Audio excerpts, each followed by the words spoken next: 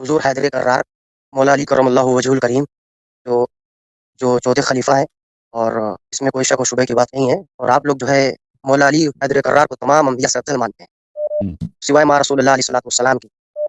آپ رسول اللہ علیہ الصلوۃ والسلام کے سوا سارے انبیاء سے افضل مانتے ہیں ان کو آپ۔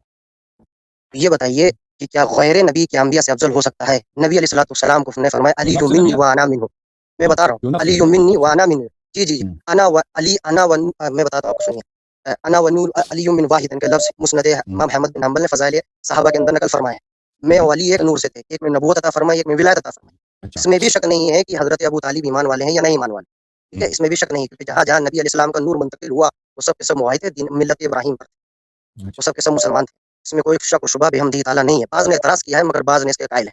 تو یہ بتائیے کہ آپ جو اس کے قائل ہیں اور حضرت حضور حیدر کرار کو تمام انبیاء سے افضل مانتے ہیں، یہاں تک کہ موسیٰ عیسیٰ حیدر کرار سے، تو اب عقلی دلائل نہ دیتے ہوئے، کیونکہ آپ میں عقل کا زور نہیں ہے، آپ نقل کے اوپر آتے ہیں، تو ہمیں نقل دکھائیے کہ نبی علیہ الصلوۃ والسلام نے فرمایا یا علی تم موسیٰ سے افضل ہو، تم عیسیٰ سے افضل ہو، مگر ہمارے کتب میں عقیدے کی کتاب ہو یا جو ہے فقہ کی کتاب ہو، اس میں مصرح ہے، یہ بات روشن و فروز ہے کہ کوئی غیر نبی انبیاء سے افضل نہیں ہو سکتا، کسی میں نہیں ہو سکتا۔ کیوں؟ آپ کی کتابوں میں بھی مصرح ہے۔ شیخ علامہ ملا باقر مجلسی نے قصص الانبیاء جس کو حیات القلوب کہتے ہیں، اس میں حضرت کیا نام ہے الیاس علیہ السلام کا ذکر کرتے ہوئے امام باقر سے جب حضرت الیاس سے ملاقات ہوئی، انہوں نے فرمایا کہ جب حضرت علی کے اوپر وحی آتی، حضرت نبی علیہ السلام کے وحی آتی تھی تو وہ سنتے تھے حضرت علی۔ نہج البلاغہ کے اندر بھی جو ہے علامہ شیخ رضی صاحب نے بھی نقل کیا، جس کا ترجمہ علامہ جعفر حسین صاحب نے بھی کیا، یہاں سے چپتا لکھنؤ سے حمدی تعالیٰ فقیر کے پاس موجود ہے۔ اس میں جو وہ فرشتے کو سنتے تھے، اور نبی کی خاصیت ہوتی ہے کہ بلا واسطہ وحی کو بھی سنتا ہے، اللہ سے کلام ہوتا ہے، بات بھی کرتا ہے۔ تو آپ نے نبی کا تقابل کیوں کیا حضرت علی سے؟ موسیٰ کو دیا، وہ صاحب کتاب تھے۔ آپ نقل کی بات مت کریے گا، عقل کی بات، آپ نقل کی بات کریے، کوئی مثال مت دیجیے گا کہ نبی نے فرمایا علی من کنت مولا فهذا علی مولا انا مدینہ العلم وعلی بہوا، نبی نے فرمایا ان تكون منی بمنزلۃ ہارون من موسیٰ الا انه لا نبی بعدی، او كما قال علیہ الصلوۃ والسلام، جو بھی نبی علیہ الصلوۃ والسلام نے فرمایا۔ آپ کتاب دیجیے، نبی کا قول دکھائیے مرفوع، اے علی تم عیسیٰ سے افضل ہو، مگر ملا باقر مجلسی نے مصرح کر دیا ہے کہ انبیاء سے تقابل نہیں ہو سکتا، کیونکہ انبیاء جو ہوتے ہیں وہ نبی کو فرشتوں کو دیکھتے ہیں، سنتے بھی ہیں، اور اللہ سے بلا واسطہ کلام کرتے ہیں۔ یہ صفت مولا علی میں نہیں ہے، اس کو ملا باقر مجلسی کتاب سنو میں کتاب لے آتا ہوں، مجھے کتاب لانے کی ضرورت ہے، کتاب نکالیے نکالیے کتاب نکالیے، اوکے حیات القلوب نکالیے، ملا باقر مجلسی صفحہ نمبر 559 نکالیے، میں بھی کھول لیتا ہوں، آپ کھولیے کتاب۔ جی جناب، کیا نام ہے آپ کا؟ اس میں گرامی کیا ہے؟ جی فقیر کا نام ہے محمد ارشد رضا، ارشد رضا نام ہے فقیر کا، اہل سنت والجماعت۔ اوکے ارشد بھائی، آپ دیکھیے، میں آپ نے حدیث مطالبہ کیا ہے شیعہ کتب سے، تو اس میں افضلیت ہو، ٹھیک ہے نا؟ نہیں میں نے دکھائی ہے جی، رسول اللہ کا قول دکھائیے، دکھائیں گے، رسول اللہ کا مرفوع قول دکھائیے، مجھے موقوف قول نہیں چاہیے حضرت علی۔ اوکے، آپ اجازت دے دیجیے، جی فرمائیے، آپ اجازت دے دیجیے، ہم آئی آپ ایم کو ویٹنگ، میں انتظار کر رہا ہوں۔ شیعوں کے نزدیک رسول پاک، آپ بات سنیے نا، شیعوں کے نزدیک رسول اللہ صلی اللہ علیہ وسلم کے قول میں اور ائمہ طاہرین علیہ الصلوۃ کے قول میں کوئی فرق نہیں ہے، ٹھیک ہے نا؟ ان کا قول آپ کو پتہ ہونا چاہیے کہ ہمارے نزدیک ایک ہی ہے۔ کیا آپ کے نزدیک ایک ہی ہے؟ ایک ہی، بالکل، آپ کے نزدیک رسول اللہ کا ایک قول ہے نا؟ رسول اللہ، شریعت کا آپ مالک سنیے کون میرے بھائی، رسول پاک صلی اللہ علیہ وسلم کے قول میں، ان کے صدق میں، ہے؟ اور ائمہ طاہرین علیہ السلام کے صدق میں کوئی فرق ہے ہی نہیں ہے۔ ملاحظہ فرمائیے، یہ کہاں سے لکھا ہے؟ حدیث، اس کی حدیث دیجیے، پہلے مجھے اس کی حدیث دیجیے کہ ائمہ مطہرین، ائمہ علیہ السلام، دوسرا یہ دوسرا موضوع ہے، یہ دوسرا ایک سیکنڈ نہیں دوسرا نہیں، اس کو دیجیے، نہیں قل ہاتوا برہانکم ان کنتم صادقین، آپ ٹھیک نہیں ہے، نہیں میں نہیں سچ کہتا، میں نہیں دلیل دیجیے، نہیں کہنا نہیں ہوگا، یہاں دلیل کی کام ہے بھائی، آپ دلیل سے دیجیے، ٹھیک ہے، ہنسی مت دیکھیے، ہنسی مت، سمجھ گیا، لفظ نہیں ہو رہی، دین کی بات ہو رہی ہے، ہاں دین بات، آپ کیوں اتنا جذباتی ہو رہے ہیں بھائی؟ سمجھ گیا نہیں جذبات جناب، اللہ یاری صاحب میں جذباتی نہیں ہو رہا ہوں۔ دیکھیں، ایک سوال کیا نا، اس کا جواب دے دیں، پھر دوسرا سوال کیا، پھر اس کی جواب دیں گے نا، باری تو دونوں باری۔ دیجیے نا، ہاں، ہر چیز کا جواب ایک سیکنڈ میں نہیں دیا جا سکتا، ٹھیک ہے نا؟ یہ شیعوں کا قول عقیدہ، رسول سے دیجیے نا، اور آپ شیعوں کی عقیدہ سب لوگوں کو پتا ہونا چاہیے کہ شیعوں کے ہاں نزدیک، تو مولا علی نے نبی سے سیکھا ہے نا۔ بھائی سن لو، شیعوں کے نزدیک رسول پاک صلی اللہ علیہ وسلم کا قول اور ائمہ طاہرین علیہ السلام کے قول میں کوئی فرق ہی نہیں، ٹھیک ہے نا؟ ان کا فرمان ایک جیسا ہے، جیسے نبی صلی اللہ علیہ وسلم کہیں، چاہے چھٹے امام کہیں، چاہے 11ویں امام کہیں، چاہے 12ویں امام کہیں، ایک ہی جیسا ہوتا ہے، کیونکہ یہ معصوم ہے، ہاں، اور ان کے خلیفہ، ان کے جانشین کا ان کا علم نبی صلی اللہ علیہ وسلم کے علم سے ہے۔ یہ کتاب ہے بحار الانوار، جلد نمبر 24، ملاحظہ فرمائیے، بحار الانوار جلد نمبر 24، چاپ دار حیات التراث العربی، یہاں پر صفحہ نمبر 267 میں، 267 جلد نمبر 24، باب تفضیلهم علیہم السلام علی الانبیاء وعلی جمیع الخلق، ائمہ طاہرین علیہ السلام کی افضلیت، ان کی تفضیل یعنی ان کی افضلیت تمام انبیاء پر اور تمام خلائق پر، واخذ میثاقہم عنہم وعن الملائکہ وعن سائر الخلق، اور اللہ تعالیٰ نے میثاق اخذ کیا ہے، وعدہ لیا ہے انبیاء سے اور ملائکہ سے اور تمام خلق سے کہ ان کی اتباع کرو، ان کی طاعت کرو، ان کی تقدیس کرو، اور ان کی تعظیم کرو، ان کی تعظیم کرو ائمہ طاہرین علیہ السلام سے۔ وَإِنَّ أُولِي الْعَزْمِ إِنَّمَا صَارُوا أُولِي الْعَزْمِ بِحُبِّهِمْ صلوات اللہ علیہم، اور جو انبیاء اولی العزم من الرسول ہیں، حضرت نوح علیہ السلام، ابراہیم علیہ السلام، عیسیٰ علیہ السلام، موسیٰ علیہ السلام، یہ جن کو شریعت ملی ہے، یہ اولی العزم اسی لیے بنے ہیں کہ ان کا حب بہت زیادہ تھا اہل بیت طاہرین علیہ السلام کے لیے. اچھا پورا باب ہے اس میں حدیث بہت زیادہ ہے, ایک حدیث نہیں ہے. پہلی حدیث کتاب تفسیر علی بن ابراہیم سے روایت کرتے ہیں امام صادق علیہ السلام سے کہ موسیٰ علیہ السلام نے اللہ تعالیٰ کے بارگاہ میں اس نے مناجات کیا, انی لا اقبل الصلاۃ الا ممن تواضع کان مما ناجى اللہ موسیٰ. موسیٰ نے اللہ نے موسیٰ علیہ السلام سے خطاب کیا کہ میں نماز صرف اس شخص سے قبول کرتا ہوں جو میرے عظمت کے لیے وہ تواضع کر لے. والزم قلبه الخوف, اور اس کے دل میں میرا خوف ہمیشہ رہو. وقطع نهاره بذکری, اور ہمیشہ اپنا دن میرے ذکر میں گزار دے. ولم یبت مصرا علی خطیہ, اور رات اس کا گزرے جبکہ وہ کوئی خطا نہ کرے. اچھا وعرف حق اولیائی و احبائی, اور میرے اولیاء اور احباء کا حق وہ قبول کرے. فقال موسیٰ علیہ السلام یا رب تعنی باولیائک و احبائک ابراہیم و اسحاق و یعقوب. یا اللہ تو کیا تیرا مقصد یہی ہے کہ اولیاء اور احباء سے تیرا مقصود ابراہیم اسحاق یعقوب میرے آبا ہیں؟ قال ہم کذالک, اللہ نے فرمایا کہ ابراہیم اسحاق یہ میرے اولیاء اور احباء ہیں. الا انی اردت بذلك من اجلہ خلقت آدم و حواء ومن اجلہ خلقت الجنة والنار. بلی لیکن یہ وہ نہیں ہے جن کہ میں نماز کی قبولی کا شرط ہو, یہ وہ نہیں ہے. جن کے نماز کی قبولی کا شرط ہے ان کی محبت وہ کون ہے؟ جس کے لیے میں نے جنت و نار خلق کیا, اور جن کے لیے جن کی محبت میں نے آدم و حواء کو خلق کیا وہ ہیں. فقال ومن هو یا رب, اس نے عرض کیا کہ وہ کون ہے, یہ وہ کون ہے کہ جو ان سے بھی افضل ہیں؟ ابراہیم علیہ السلام اور یعقوب علیہ السلام سے افضل ہیں, جنت و نار انہی کے لیے خلق کیا ہے, آدم و حواء انہی کے لیے, پوری خلقت انہی کے لیے, وہ کون ہے؟ فقال اللہ نے فرمایا محمد احمد صلی اللہ علیہ وآلہ وسلم صلی اللہ علیہ وآلہ وسلم صلی اللہ علیہ وسلم. شققت اسمه من اسمی, میں نے ان کا نام اپنے اسم سے مشتق کیا ہے. لأنی انا المحمود وهو محمد صلی اللہ علیہ وآلہ وسلم, کیونکہ میں محمود ہوں وہ محمد ہے, ان کا اسم میرے نام سے ہے. فقال موسیٰ یا رب اجعلنی من امته, موسیٰ نے دعا کیا اللہ مجھے اس کی امت سے بنا دے, مجھے اس کا امتی بنا دے. فرمایا یا موسیٰ انت من امتی اذا عرفت منزلته ومنزلة اہل بیته.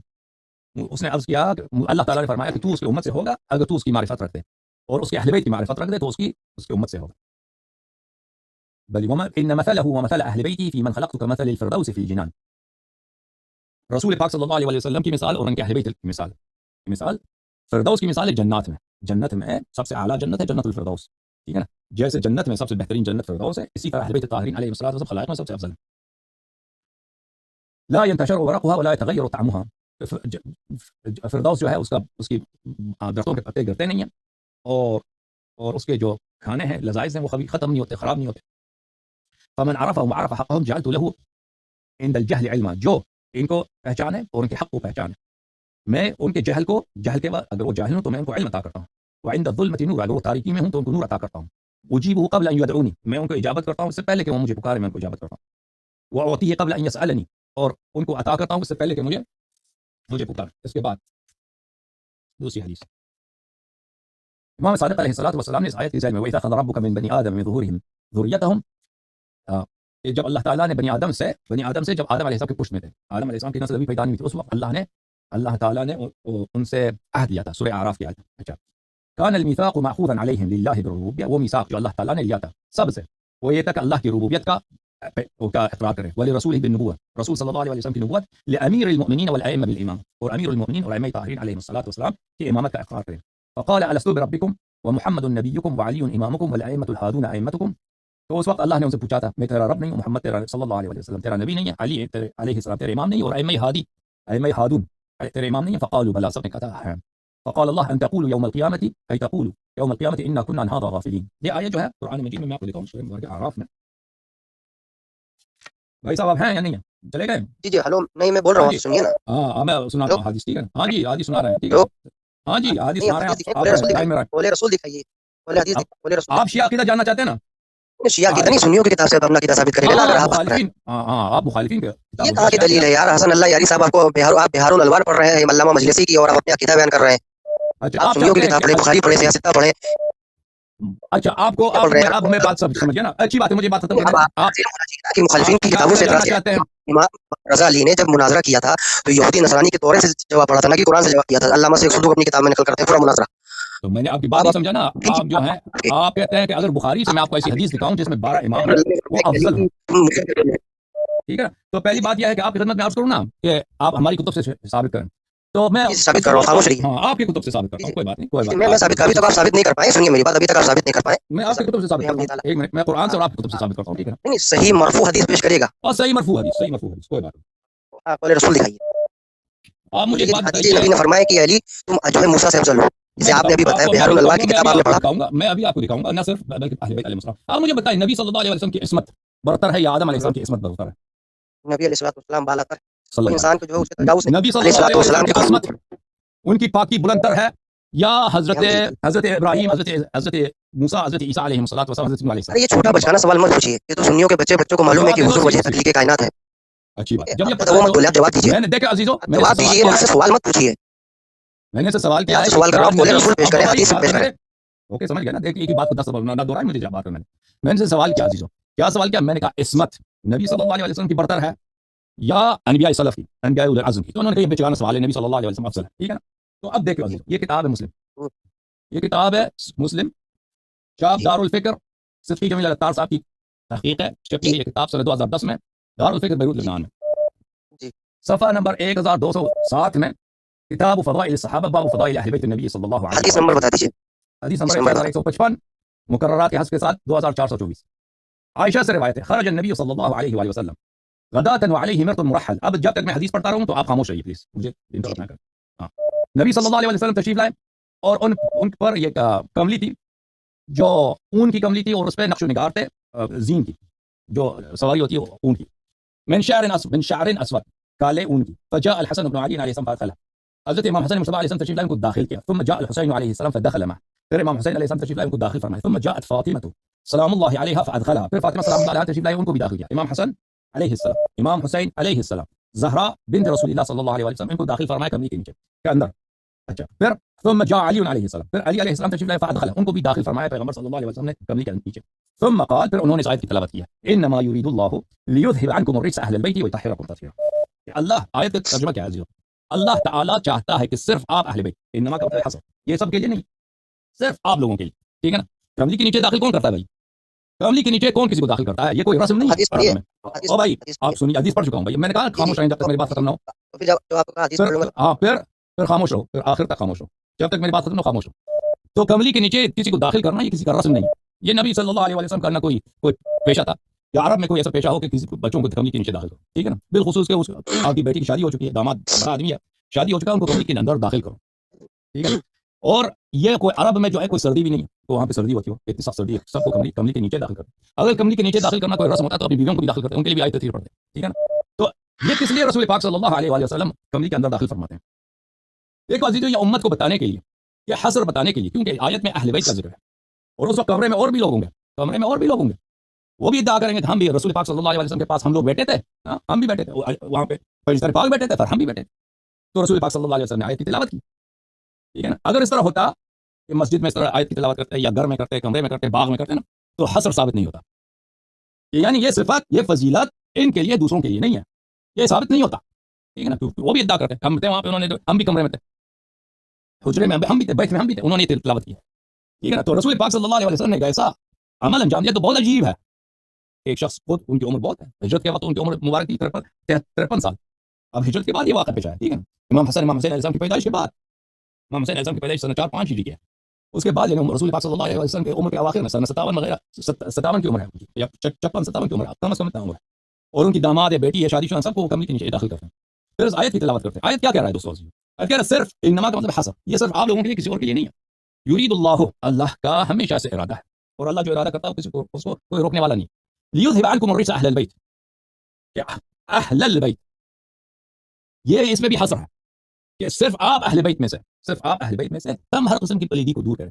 وَيُطَهِّرَكُمْ تَطْهِيرًا، وہ آپ کو پاک اور پاکیزہ بنائے، پاک اور پاکیزہ بنائے، ٹھیک ہے نا. یہ آیت کا شان نزول کون ہے؟ شان نزول واضح ہے، جس کے لیے رسول اللہ صلی اللہ علیہ وسلم نے تلاوت کی وہ معلوم ہے، ٹھیک ہے نا.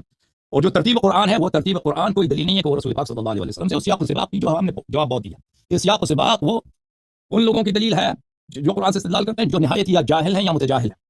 ان کو پتہ ہے کہ قرآن کی ترتیب جو ہے ترتیب نزول نہیں ہے، اور اس کے علاوہ قرآن میں بہت سارے آیات ہیں کہ صدر آیت کسی سے خطاب ہے، ذیل آیت کسی سے خطاب ہے، صدر آیت کسی موضوع پر ہے، ذیل آیت کسی اور موضوع پر ہے. یہ تو بہت ہوتا ہے قرآن مجید میں، ٹھیک ہے. تو اس یہ کوئی دلیل، ترتیب، سیاق و سباق کو یہاں پہ اس مقام پہ کوئی دلیل نہیں.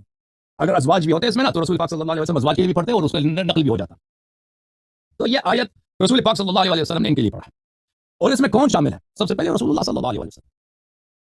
کہ اللہ تعالیٰ فرماتا ہے کہ میں آپ سے ہر پلیدی کو دور کروں گا اور آپ کو پاک نہایت پاکیزہ بناؤں گا.